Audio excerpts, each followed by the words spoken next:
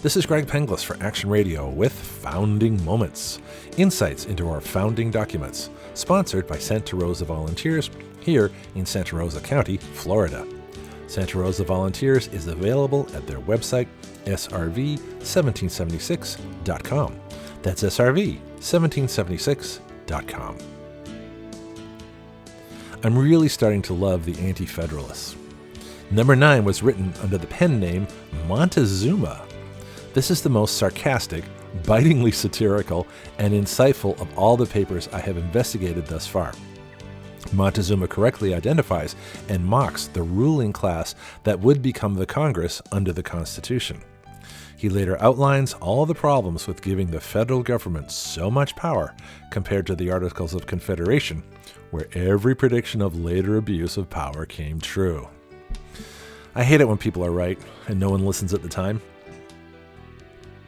The best way to appreciate Montezuma is in his own words. He begins, "We, the aristocratic party of the United States, lamenting the many inconveniences to which the late Confederation subjected the well-born, the better kind of people, bringing them down to the level of the rabble, and holding in utter detestation that frontispiece to every Bill of Rights, that all men are born equal, beg leave, for the purpose of drawing a line between such as we think were ordained to govern, and such as were made to bear the weight of government, without having any share in its administration, to subject to our friends in the first class for their inspection the following defense of our monarchical, aristocratical democracy." I think, since these papers originally appeared in newspapers, that the authors were paid by the word, because they all have a couple of paragraphs of near nonsense in order to get to the good stuff near the end of the paper. So let's go there. Montezuma characterizes our future government under the Constitution thus: "We have frequently endeavored to effect in our respective states the happy discrimination which pervades this system, but finding we could not bring the states into it individually, we have determined and have taken pains to leave the legislature of each free and independent state, as they now call themselves, in such a situation that they will eventually be absorbed by our grand continental vortex, or dwindle into petty corporations and have power over little else than yoking hogs or determining the width of cartwheels." Montezuma is making the case that the states will be under the national, not federal, government. And guess what? They are. Montezuma goes on, speaking as he would if the Federalists were honest about what they were really doing with the Constitution. He writes, "We have so interwoven continental and state legislatures that they cannot exist separately, whereas we in truth only leave them the power of electing us.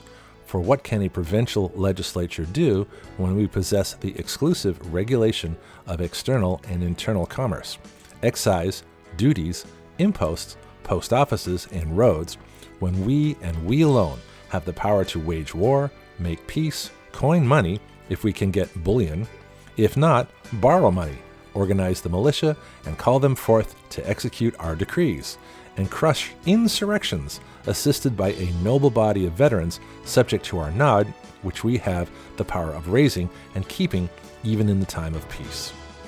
What have we to fear from state legislatures or even from states, when we are armed with such powers, with the president at our head?" Regarding the new powers of the president if the Constitution is ratified, he, in the same tone of voice, writes this: "What have we to fear, armed with such powers, with the President at our head, who is Captain, General of the Army, Navy, and Militia of the United States, who can make and unmake treaties, appoint and commission ambassadors and other ministers, who can grant or refuse reprieves or pardons, who can make judges of the Supreme and other continental courts, in short, who will be the source, the fountain of honor, profit, and power, whose influence, like the rays of the sun, will diffuse itself far and wide, will exhale all democratical vapors, and break the clouds of popular insurrection." One of the most fascinating revelations from Montezuma is his prescient perception of future censorship of the press and the now total control of information, search engines, and social media by big tech and big media, doing all the work of censorship for the government, which has that inconvenient First Amendment in the way. Oh, it wouldn't be in the way for another 10 years after the Constitution was ratified because the Federalists didn't want a Bill of Rights. Montezuma says, "We have for some time considered the freedom of the press as a great evil. It spreads information and begets a licentiousness in the people, which needs the rein more than the spur. Besides, a daring printer may expose the plans of government and lessen the consequence of our President and Senate. For these and many other reasons, we have said nothing with respect to the right of the people to speak and publish their sentiments, or about their palladiums of liberty and such stuff. We do not much like that sturdy privilege of the people, the right to demand the writ of habeas corpus. We have therefore reserved the power of refusing it in cases of rebellion, and we are the judges of what is rebellion." For those that don't get the reference, the rein makes the horse stop, and the spur makes it go. In one of the best summations, tied to one of the best introductions I've ever read in any of these papers, Montezuma exemplifies the us versus them argument against the Constitution, where we the people are clearly us. Montezuma concludes with this.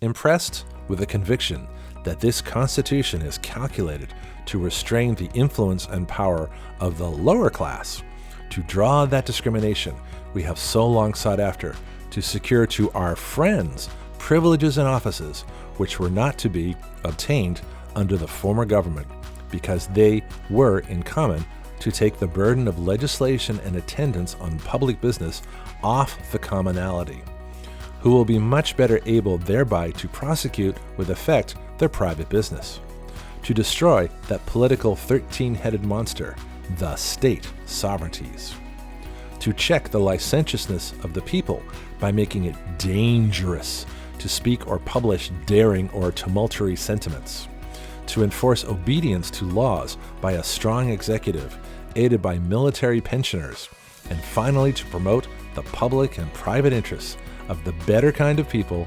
We submit it to your judgment to take such measures for its adoption as you and your wisdom may think fit." This Anti-Federalist number 9 is so good, I would absolutely recommend reading the entire piece. I know this episode of Founding Moments has taken many moments, but if I didn't think it was worth it, I wouldn't have done it. The source for the Federalist Papers is federalistpapers.org. The Anti-Federalist Papers are from selfeducatedamerican.com. The Articles of Confederation are from usconstitution.net. This is Greg Penglis for Action Radio with Founding Moments, sponsored by Santa Rosa Volunteers. Their website is srv1776.com. That's srv1776.com. Please share this report to anyone who needs it.